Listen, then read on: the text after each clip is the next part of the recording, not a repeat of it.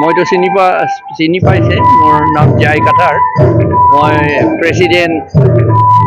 all party hill leaders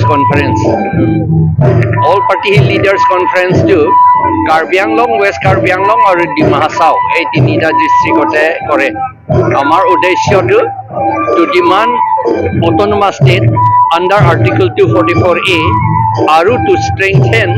the 6th schedule যেটো 6th schedule already আছে কিন্তু 6th schedule আছে হলেও BTC-টো আমাৰ ইয়াতো কাৰ্বি আংলঙতো এই আইন মতে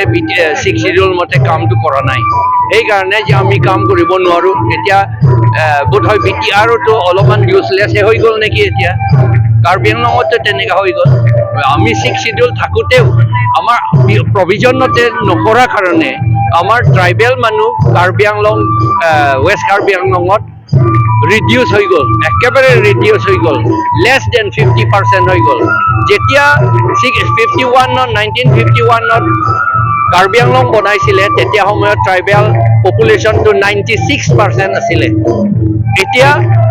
6th schedule ইমপ্লিমেণ্ট নকৰা কাৰণে স্পেচিয়েলি paragraph 2 subparagraph 7 মতে ইলেকশ্যন কণ্ডাক্ট কৰিবলৈ আৰু ভোটাৰ লিষ্ট বনাবলৈ আইনটো লটো নবনালে সেইটো কাৰণতে সবকে নন ট্ৰাইবেল যিবিলাকে বাংলাদেশৰ পৰা ৱেষ্ট বেংগল বিহাৰৰ পৰা আহে সবকে মানে ভোট দিবলৈ দিয়ে সেই কাৰণে আমি আমাৰ পলিটিকেল ডেমক্ৰেটিক পাৱাৰটো ডেমক্ৰেটিক ৰাইটছটো আৰু পাৱাৰটো নন ট্ৰাইবেল সকলে কাঢ়ি নিয়া হ'ল এতিয়া কাৰ্বি আংলঙত সেইকাৰণে আমি ৰিজাৰ্ভেশ্যনো নাই পলিটিকেল পাৱাৰ নাই একো নাই এতিয়া we are dependent on the mercy of Banga Senas and Bihar Senas তাত হ'লে স্যাৰ আমি যেহেতু ৰাজনীতিভাবে কিছুমান যেটো সমস্যা সন্মুখীন হৈ আছে এটো আমি ট্ৰাইবেল হিচাপে ৰক্ষণা কৰিবৰ কাৰণে কি ব্যৱস্থা লোৱাটো অতি প্ৰয়োজন আমাৰ মই জানো এটো মাই ষ্ট্ৰং বিলিফ আমাৰ north east not only Assam বাৰু আমি আসামৰ কথাটো আগতে চিন্তা কৰি লওঁ আসামত যিমান ট্ৰাইবেল মানুহ আছে সকলোৱে ইউনাইটেড হ'ব লাগে এইটো কিন্তু এতিয়া আমাৰ মাজতে বা অন্য মানুহবিলাকে গভৰ্ণমেণ্ট এজেঞ্চিজ সকলে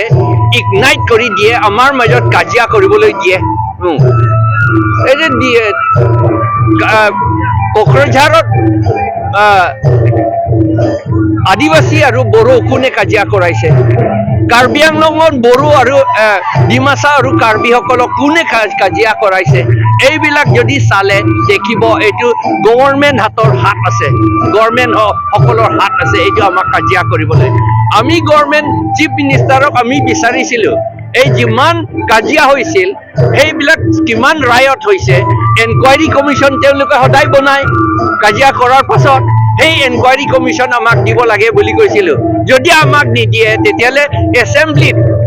এছেম্বলিত তেওঁলোকে প্লেচ কৰিব লাগে বুলি আকৌ আমি কৈছিলোঁ কিন্তু এতিয়ালৈকে ৰিপৰ্টটো এই এনকুৱাৰী ৰিপৰ্ট আমাক নিদিয়ে আৰু এছেম্বলিটো এইটো প্লেচ নকৰে তাৰমানে গভৰ্ণমেণ্টৰ কিবা হাত আছে তাত আৰু স্যাৰ যেহেতু বড়ো আৰু কাৰ্বিৰ মাজত কাৰ্বি আংলঙত এটা ঘটনা নিউজত এতিয়া ভাইৰেল হৈ আছে তাৰ বিষয়ে কি ক'ব কাৰ্বি আৰু বড়োৰ মাজত কেনেকুৱা মিলাপ্ৰীতি থাকিব লাগে এইটো কাৰ্বি মাজত বুলি আপুনি ক'ব নালাগে এইটো হয় বিজেপি সকলৰ বিজেপি ৱৰ্কাৰ্ছ সকলেহে কাৰ্বি হয় তেওঁলোকে বিজেপি ৱৰ্কাৰ্ছ হয় তেওঁলোকে তাত এই ইলেকশ্যন আহিব সেইকাৰণে তাত আকৌ বড়ো আৰু কাৰ্বি আৰু কুকি আৰু কাৰ্বি ৰেংমা আৰু কাৰ্বি কাজিয়া লগাবলৈকে খুব চেষ্টা কৰি আছে আপোনাৰ পৰা কি অনুৰোধ থাকিব আমি আমাৰ অনুৰোধ আমি সজাগ হ'ব লাগে চুপচাপ থাকিব নালাগে আমি কাম কৰিব লাগে যে ট্ৰাইবেল সকলৰ মাজত কাজিয়া হ'লে আমাৰ একো নহ'ব কোনো ছাকচেছ নহ'ব আমি সকলোৱে ইউনাইটেড হ'ব লাগে বুলিয়ে ক'ব লাগে